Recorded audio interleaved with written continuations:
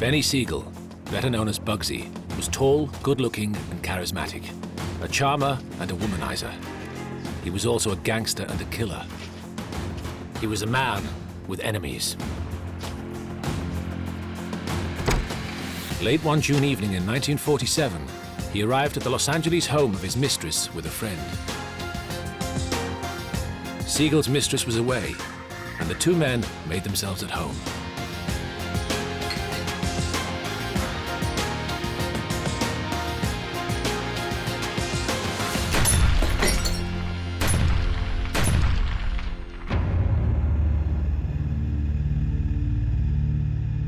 As with most mob killings, the murder of Bugsy Siegel was never solved.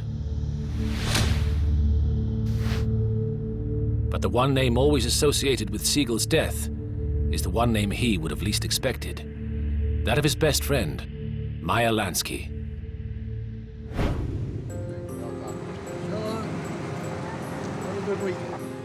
Meyer Lansky was one of the most mysterious of all mob figures. Little Meyer, quite tough, but not really a violent man. For some, he was the Jewish mastermind behind the Mafia, pulling the strings from the shadows. He was a financial genius of organized crime. He was also a killer, part of the New York Mafia, and very powerful and very successful. But for others, he was little more than a middle manager for the mob. His sinister reputation, the product of media hype and hysteria.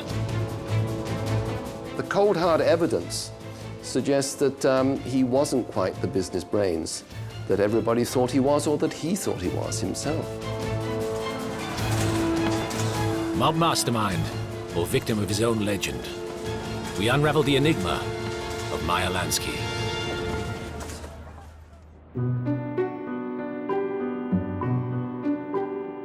Meyer Lansky arrived in America in 1911 as an 8-year-old boy. He and his family were Jewish immigrants fleeing the brutal anti-Semitic pogroms of their native Russia. He was scarred by what he saw as a small child. I think Meyer was rather focused on anti-Semitism and his belief that he is not going to lay down the way the Jews in Russia or Poland did, and the way he even felt his father did. And a lot of what Meyer felt being Jewish was not putting up with abuse and fighting back. His family soon settled in the Lower East Side of Manhattan, New York's impoverished Jewish ghetto. He grew up in a pretty tough district in New York. And whatever your size was, you had to be tough. You had to be able to take a beating and give a beating. And so he was small.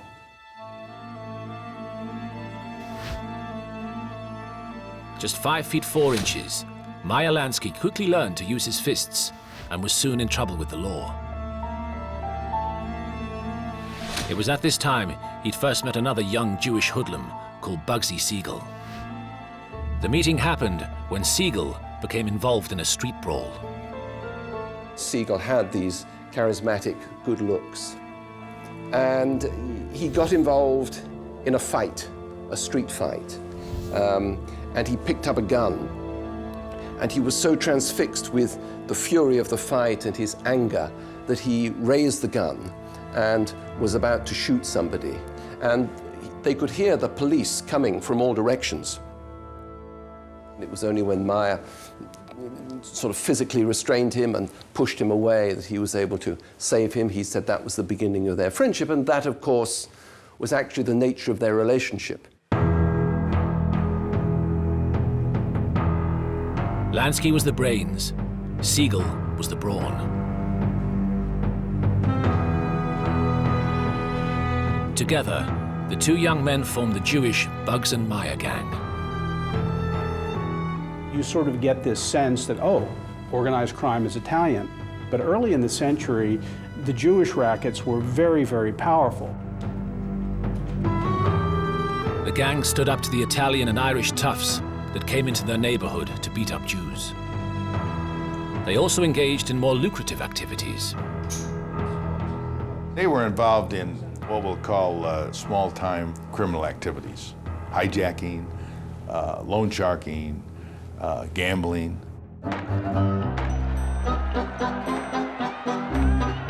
Lansky and Siegel's big break came in 1920 with the introduction of prohibition, the ban on the consumption of alcohol, a ban which spawned a lucrative illegal trade for mobsters of all ethnic groups. It was prohibition that turned all of these low-level street predatory criminals into business executives because they had to figure out how to manufacture, import, distribute, sell, run real organizations.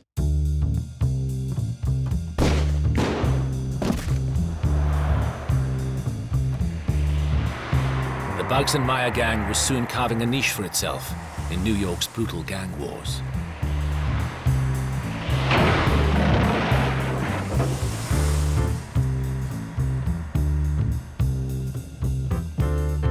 And it was at this time that Lansky made what would be the second key alliance of his life, with Italian mobster Charles Lucky Luciano, a man whose respect Lansky first earned when they were teenagers and Luciano tried to rob him. Famously, Luciano tried to shake him down, and Meyer told him in no uncertain terms, in very colorful language, where he could get off. You think that because I'm Jewish, I'm just going to fork over money. That's not going to happen today, buddy. It was the start of one of the most important friendships in the history of organized crime, and of a groundbreaking Sicilian-Jewish alliance. Luciano really didn't like the old-time Sicilian bosses, the notion that you only stick with your own. A lot of the newer, younger Italians, they didn't really care about the cultural precedent for setting up a gang. It had nothing to do with Sicily. They wanted to make money, and guys like Meyer, who were Jewish, wanted to make money. With Lansky at his side, Luciano was soon shooting his way to the top of the New York underworld. By the summer of 1931, just one man stood between Luciano and total control: Salvatore Maranzano, a classic old-style Sicilian mob boss. Luciano turned to Lansky for help. One of the stereotypes of the Jewish rackets is the Jewish guys handled the money and the Italian guys were the tough guys. Not true. Interestingly enough, when Luciano took over the Italian rackets, it was the Jewish muscle that played a big role. The idea was that if you use Jewish gunmen, we get very ethnic now, if you use Jewish gunmen, the Italian criminals wouldn't be so suspicious because they wouldn't look like Italian hitmen or Sicilian hitmen. At Luciano's bidding, Lansky organized a gang of Jewish assassins to visit Maranzano's offices on Park Avenue, posing as tax inspectors from the Inland Revenue Service. One of the guys whose name was Red Levine, who was known for being an Orthodox Jew who would not kill on the Sabbath. But Maranzano was so bigoted that he felt if some Jewish bean counter IRS guys came to his office, they couldn't do him any harm. Well, not only did they do him harm, they killed him.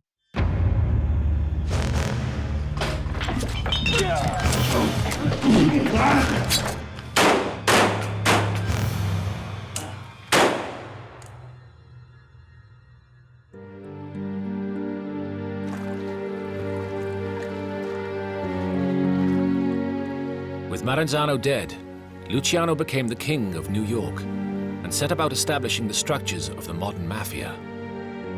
Meyer Lansky now sat at the right hand of the most powerful mobster in America.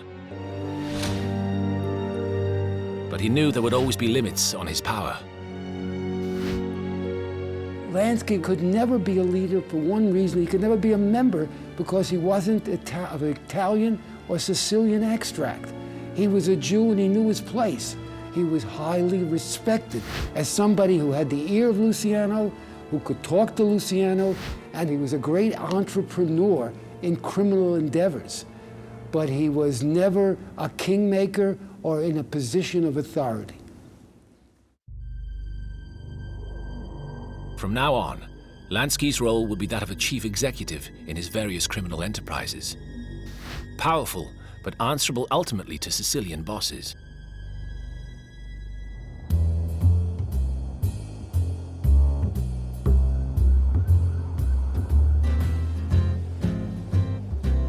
By now, he'd married and quickly had 3 children, the oldest of whom, Buddy, suffered from cerebral palsy. Otherwise, life was good. He left the crowded tenements of the Lower East Side behind and took an apartment in the exclusive Majestic building, overlooking Central Park on New York's Upper West Side. With the abolition of prohibition in 1933, he branched out into a new business, one that would dominate the rest of his life.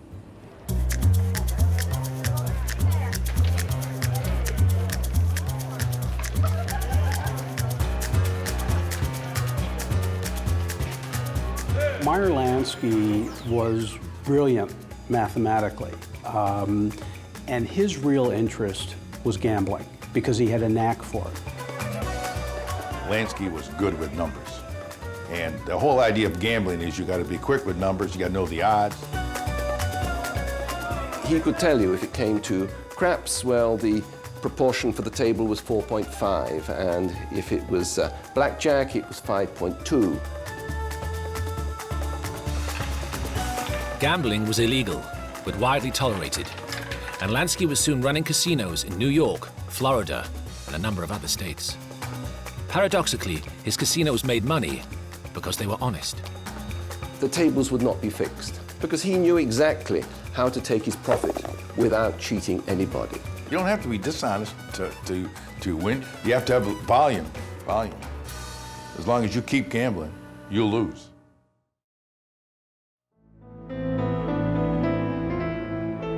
By the end of the 1930s, Lansky's casinos had made him a wealthy man. But the little Jewish immigrant from the Lower East Side craved something more than wealth. Right through Lansky's life, there is this wish to be respectable. And right through Lansky's life, there is this feeling that he is not a criminal, that he's a citizen like any other. There is no doubt that the American people need an adequate merchant marine. How did Joe Kennedy make his money? What was the foundation of the Kennedy family fortune?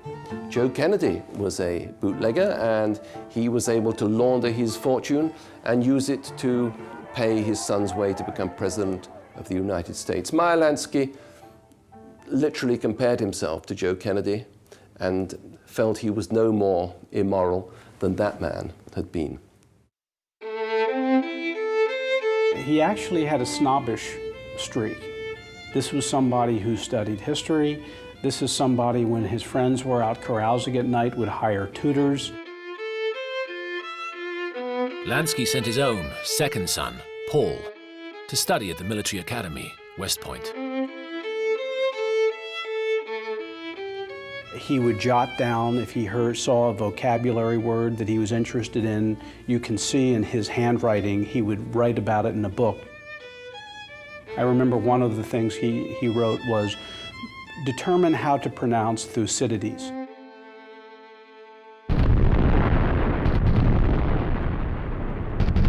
The attack on Pearl Harbor in 1941 and America's entry into the Second World War provided Lansky with an extraordinary and unexpected opportunity to prove his patriotism and win the respectability he craved. In February 1942, a large troop carrier called the Normandy caught fire and capsized in New York Harbor. The death of a queen. Now the $60 million luxury liner lies on her side, mortally stricken. The Navy suspected sabotage. Many of the men who worked on the docks were Italian, a nation America was now at war with.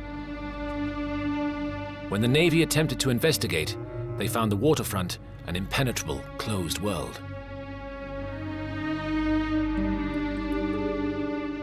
The longshoremen by nature are not the kind of guys who take well to men in uniform, government uniform, coming onto the docks and saying, "I'd like you to snitch." So Roosevelt is distraught by this. Pearl Harbor has just happened. The Navy is explaining to him, "Mr. President, we don't control the docks." And Roosevelt is, "What do you mean we don't control the docks? We're the U.S. government." "Well, Mr. President, you were governor of New York. Do you remember who ran the docks?" "Ah, okay." At that time, the docks in New York were controlled by the mob. The FBI and the war intelligence authorities suddenly realized the only way they were going to find out about what was going on the waterfront in New York was to actually come to terms with the so-called underworld, figures like Lucky Luciano. The trouble was, Luciano was in jail.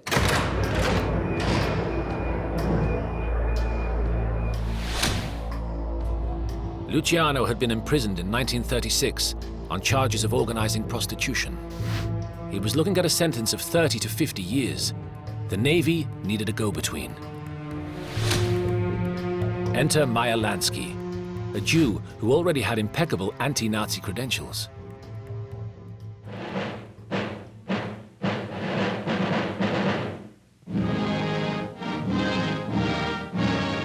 In the 1930s, New York's Jewish community had been threatened by the rise of the pro-Nazi German-American Bund. Jewish leaders had turned to Lansky, one of the few members of their community with the muscle to confront Nazi thugs. The Bund found themselves under siege by Meyer's boys. Meyer and Ben Siegel, and Meyer actually personally went to some of these rallies. They would go and bust them up. They would hit them over the head with bats, and they would really terrorize these Bund members. When the Navy approached him in 1942 to help them on the docks, Lansky immediately agreed to help. He arranged for Luciano to be moved to a more comfortable jail, closer to New York, and acted as a mediator in talks between the Navy and the Sicilian mobster. It's an extraordinary story. Lansky says, "Can Luciano be moved?" And then you see, because there was an official inquiry into this after the war, you see the actual document saying, "Move Luciano." Mr. Meyer Lansky is going to come up and visit him. Do not request Mr. Lansky's passport. Do not take Mr. Lansky's fingerprints. What then resulted was a deal where Luciano could meet with his men in prison, where he hadn't been able to do that before. And yes, he gave the order to cooperate with the Navy, but he also was allowed to conduct business. It was an extraordinary deal, and it yielded almost immediate results. In June 1942, 8 Nazi spies were arrested following a tip-off from mob-controlled fishermen, an event later trumpeted by the FBI in this publicity film, although the Mafia's role in capturing the spies was not mentioned.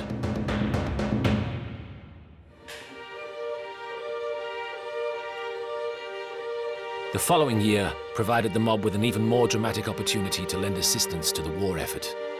The invasion of Sicily, home country of the Mafia.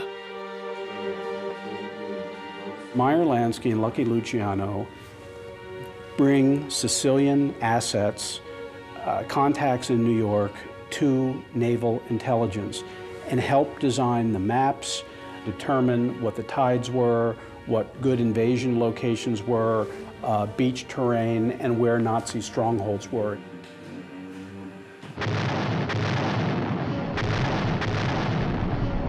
As American troops poured ashore in Sicily, the mob assistance proved invaluable.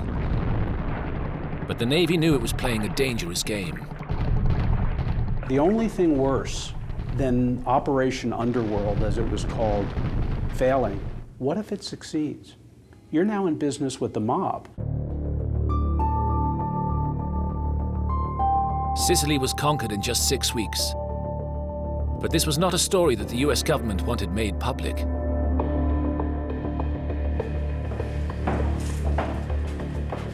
The mob's wartime collaboration was hushed up. Charlie Luciano was released from prison, but immediately deported to Italy.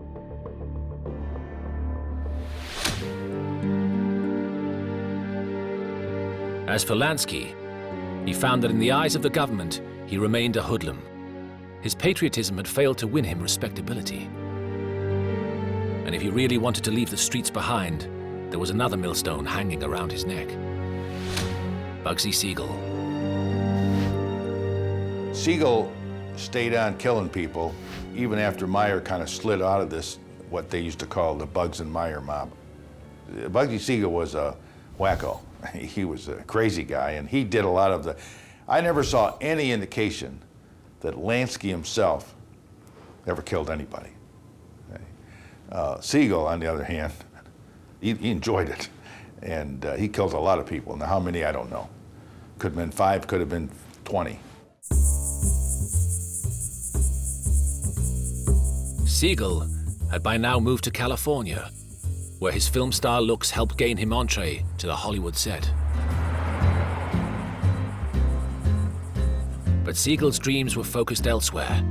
A few hours' drive inland, a dusty desert stopover called Las Vegas. There were these rundown gambling operations in this desert city, Las Vegas, that already existed there. What Siegel realized was these dusty, smoky, rundown places had potential to be something bigger. The great advantage of Las Vegas was that it was in Nevada, the one state in the Union where gambling was legal. Siegel set about building his own luxury hotel casino, the Flamingo, the first in Las Vegas, with money borrowed from Lansky and other East Coast mobsters. The project quickly ran into trouble. He never respected budgets. He thought that everything was limitless. And what starts as $1 million ends up becoming, you know what, it's not $1 million, I need 3. You know what, it's not 3, I need 6. The situation was complicated by the influence of Siegel's girlfriend, glamorous former dancer and mob courier, Virginia Hill. No. Her abrasive personality would later be displayed before a Senate commission on organized crime.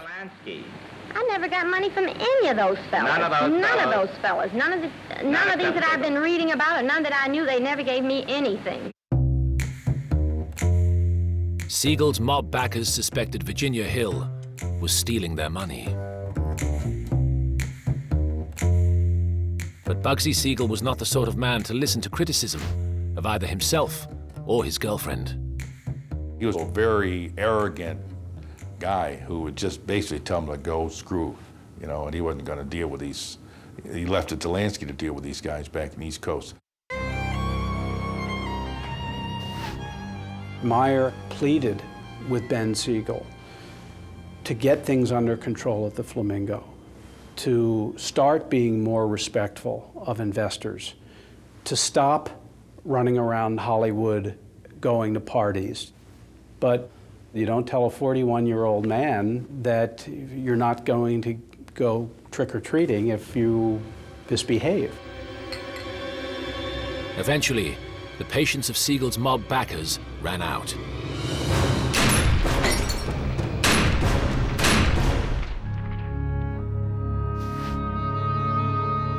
Just a few hours after Siegel's death, the Flamingo Hotel received a couple of visitors. 2 men, Mo Sedway and Gus Greenbaum, walked into the Flamingo and said, we're in charge now. And somebody said, well, this is Ben Siegel's place. And they said, Ben is dead. Mo Sedway and Gus Greenbaum were both business partners of Meyer Lansky's.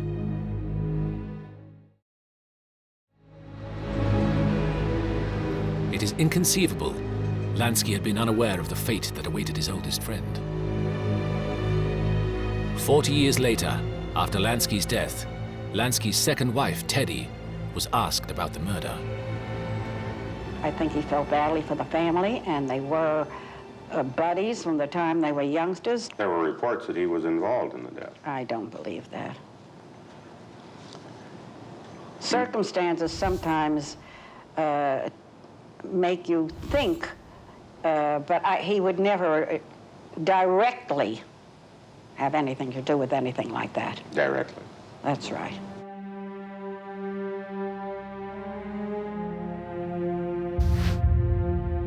Lansky may not have ordered Siegel's death, but he benefited. For all that he craved respectability, this was the life he'd chosen. I suppose we could say there's a hypocrisy here.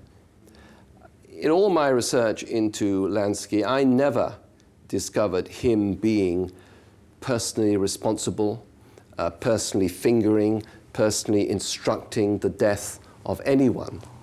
But he made his money and he worked in an environment where murder was the ultimate sanction, and where those who failed to stick by the code paid in that way.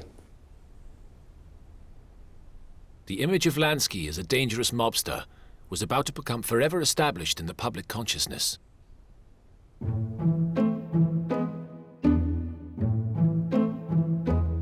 In 1950, the US Congress set up the Kefauver Commission, its first ever probe into organized crime. You must have in your mind some things you've done that you can speak of to your credit as an American citizen. If so, what are they? Paid my tax. The commission focused primarily on the easy target of gambling, with the result that Lansky emerged as a far more important figure in organized crime than he was. Lansky was furious. In one of the breaks in the hearings, Meyer said to Kefauver, "Senator, I don't know what you have against gambling. You gamble." And Kefauver snapped, "That's true. I do like gambling. I just don't want you people controlling it. You people." And one of the things that Meyer wrote in private notes is that gambling will become the biggest business in America once they run the Jewish and Italian boys. You people, out of it. In fact, Senator Kefauver gambled on horses, which was perfectly legal. But for Lansky, it was another example of the hypocrisy of the establishment. The elite always looked upon gambling as an evil, Lansky wrote. Only when they used it as a pleasure or for the purpose of personal gain was it legitimate and not sinful. Once more, he felt he was a victim of anti-Semitism. You just had to say Jewish financier in the background, working with Italian mobsters. It played to so many stereotypes. It was so damning to Meyer Lansky's reputation. He never recovered from it.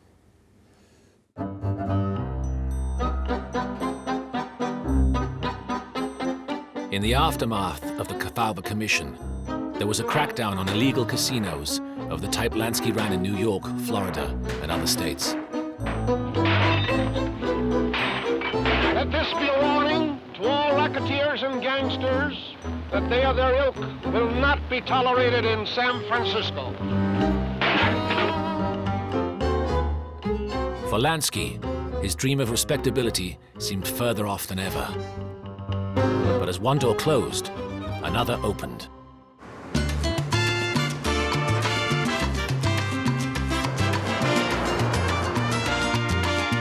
Cuba in the 1950s was Las Vegas by the sea.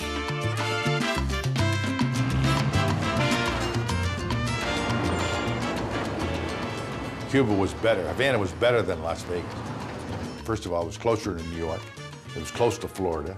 They could bring these people on airplanes, you know, quickly, and lots of them. Bring the entertainers in. Have an open city with every kind of vice you could imagine, with girls and pornography and cockfights and whatever guys like. Havana was the best of the best. Lansky was invited to Cuba in 1953 by Cuban dictator Fulgencio Batista to help run the country's casinos. When Lansky and some of his friends arrived, they were welcomed because they would run straight games. And then from Lansky's point of view, how marvelous to come to a country where they are not hypocritically denounced, but their skills are recognized.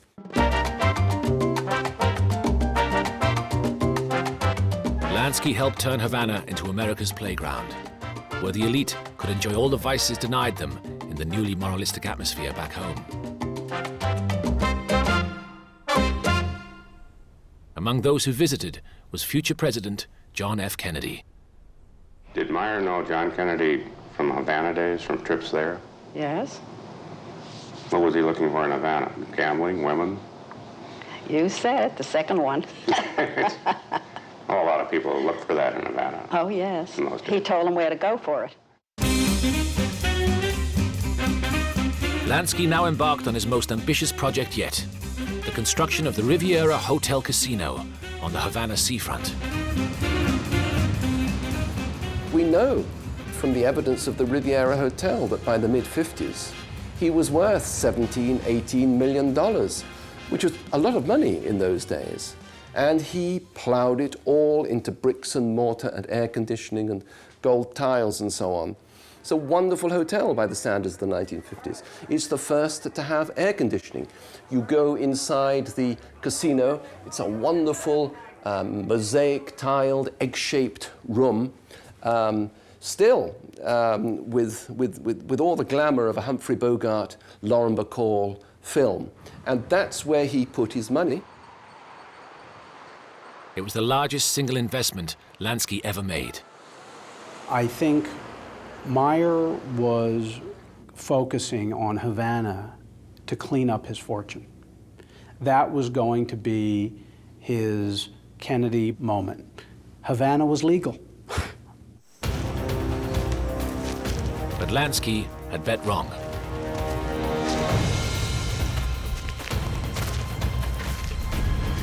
By the time the Riviera opened in 1958, Fidel Castro's leftist rebels were closing in on the capital.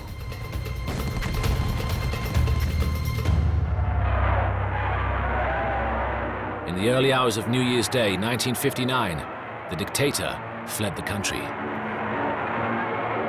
At first, the celebration was peaceful as shouting, cheering crowds surged through the city.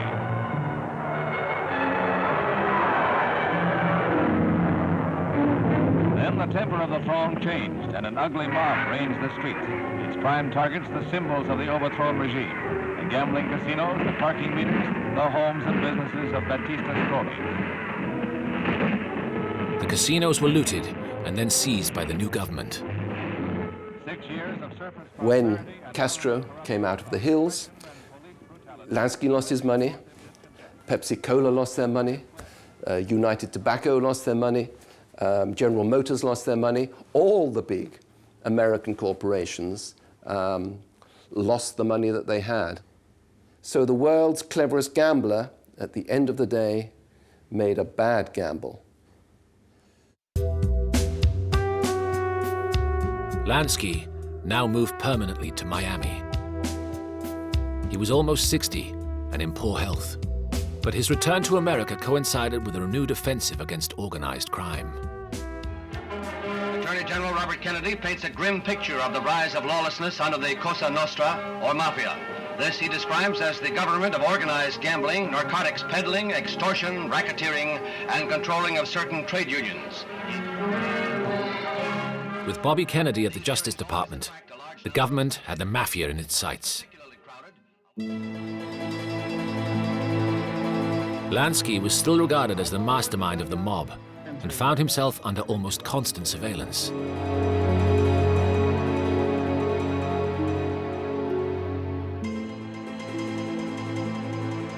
Meyer is being dogged 24 hours a day, 7 days a week by the authorities, by local authorities, by the FBI.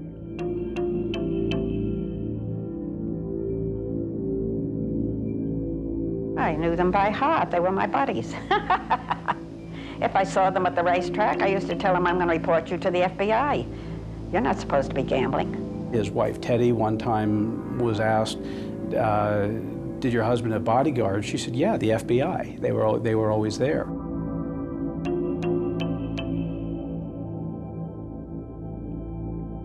Listening bugs were placed in his house and at hotels he stayed in, but they yielded little. Spends much time lounging around his home, read this report from July the 7th, 1962. Main pursuits seem to be playing gin rummy with friends, watching TV, and reading. All those wiretaps, bugs that the FBI did in the 1960s, every single bug was successful in getting good stuff, good intelligence for the FBI, except Lansky's. Lansky's was a total zero.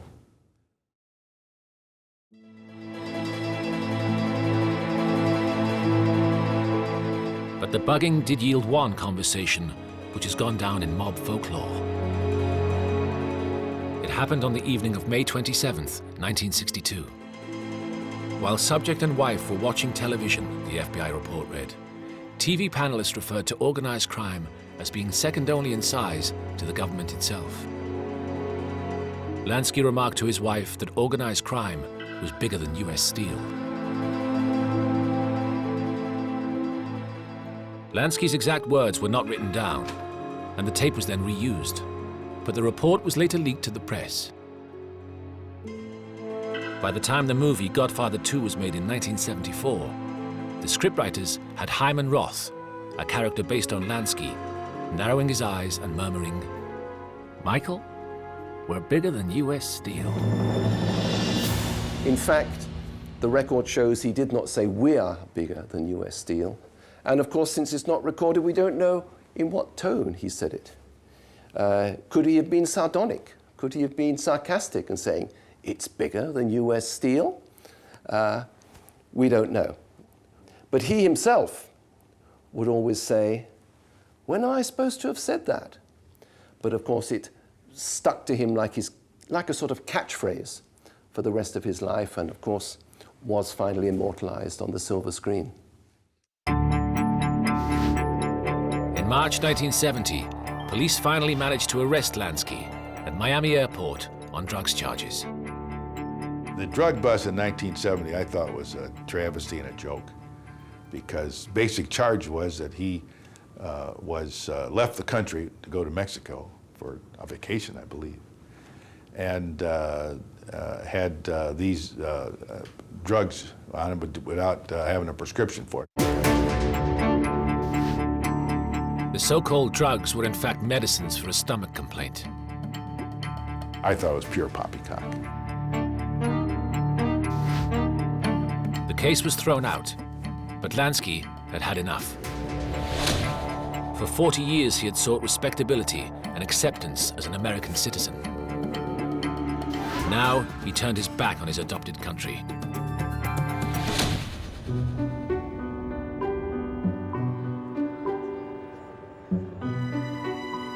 In July 1970, he moved to Israel and applied for citizenship.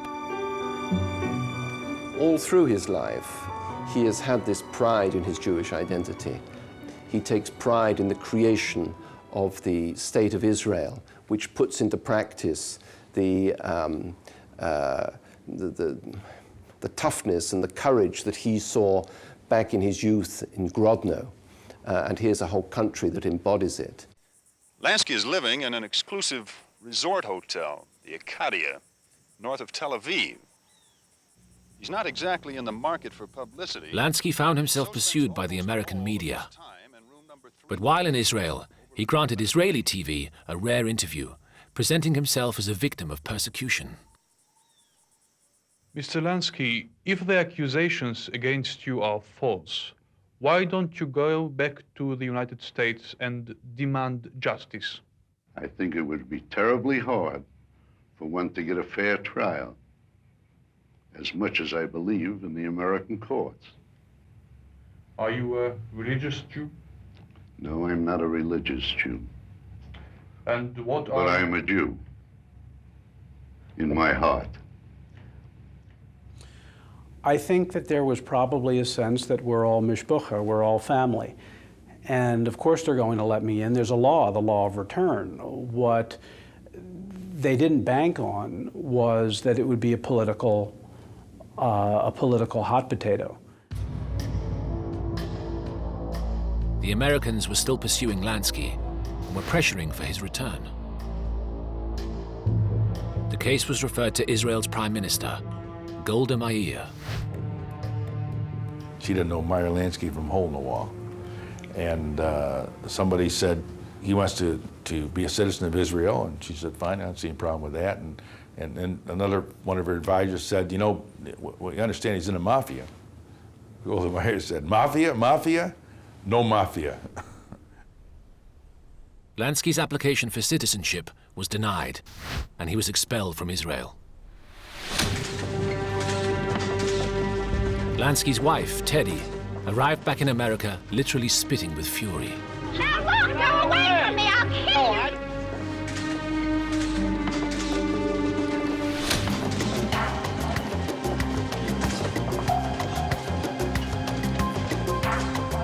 Lansky himself was immediately arrested.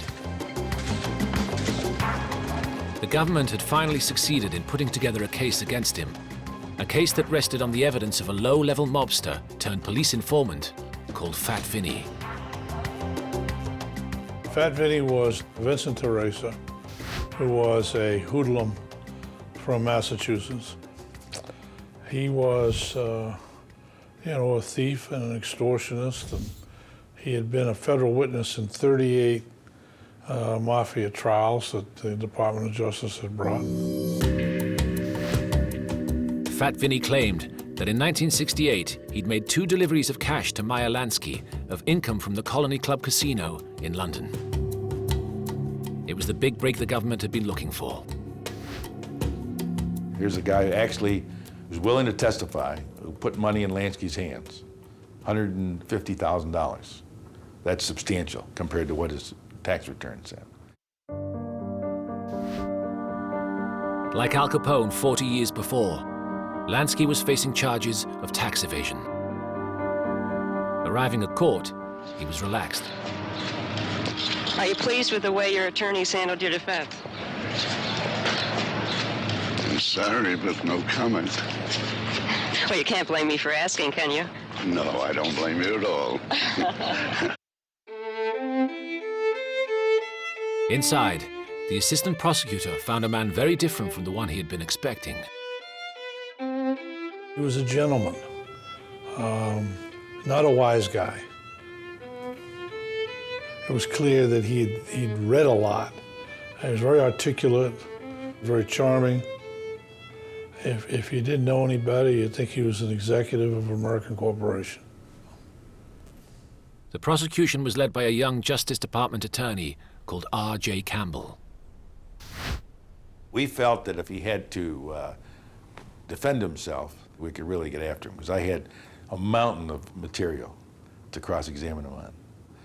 So I was ready, prepared long and hard for Lansky to take the stand.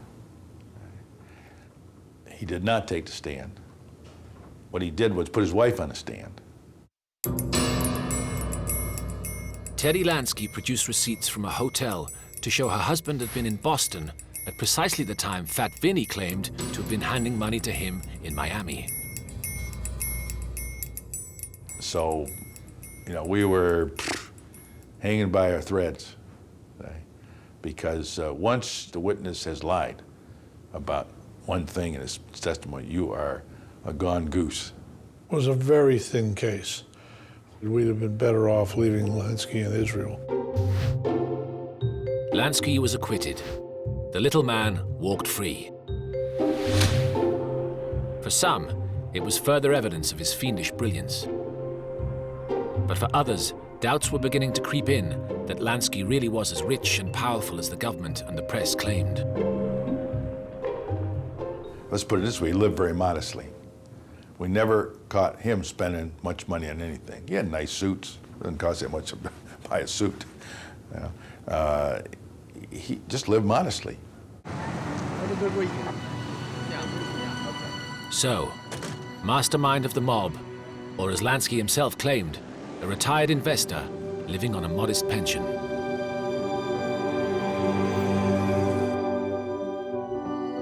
Only in 1983 would the truth be revealed. Lansky died in his bed of cancer. His family gathered for the reading of the will. They too were hoping it would reveal hidden riches. They were disappointed.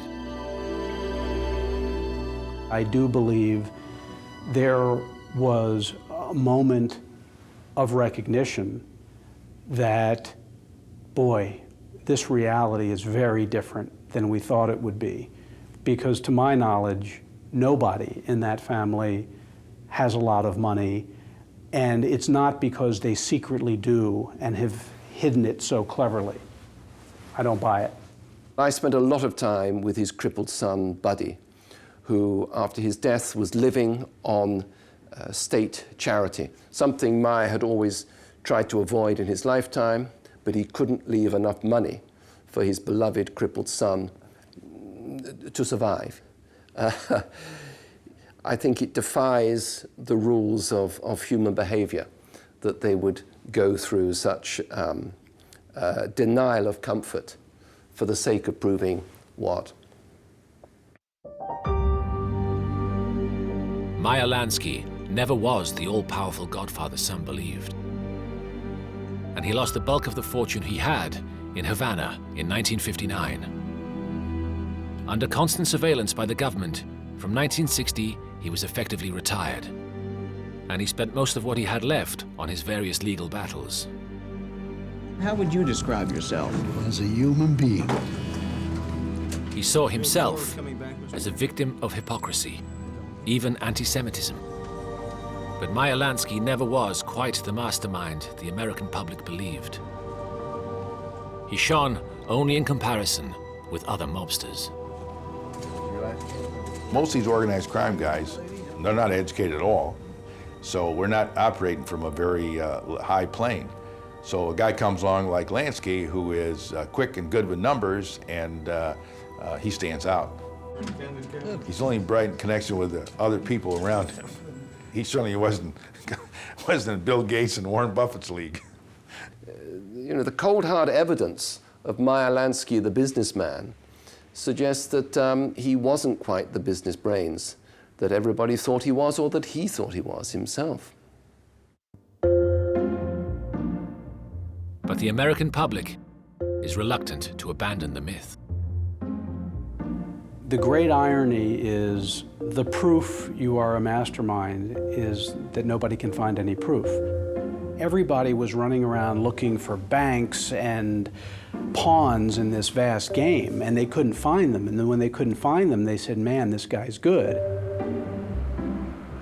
There is this belief, especially in America, in the mystical power of the mob. And so when Meyer Lansky would walk his dog, people would go, ah, he's just walking his dog. He's doing the whole walking his dog low-key ruse. No, he was walking his dog.